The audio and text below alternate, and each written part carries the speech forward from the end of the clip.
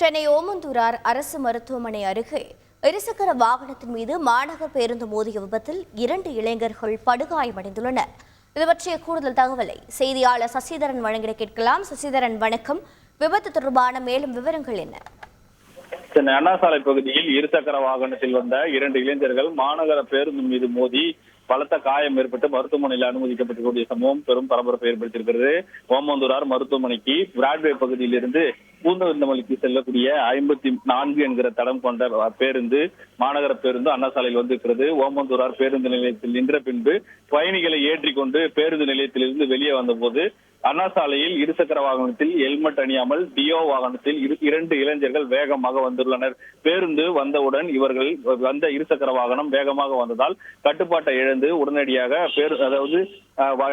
பேருந்து ஓட்டுநரின் இருக்கை இருக்கக்கூடிய பகுதிகளுக்கு நேராக சென்று மோதி இருக்கிறார்கள்.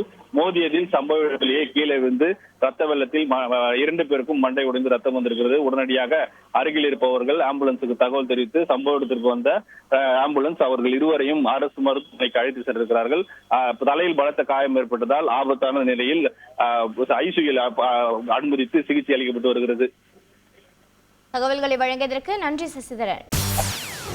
செய்திகளை உடனுக்குடன் தெரிந்து கொள்ள உடனே சப்ஸ்கிரைப் பண்ணுங்க.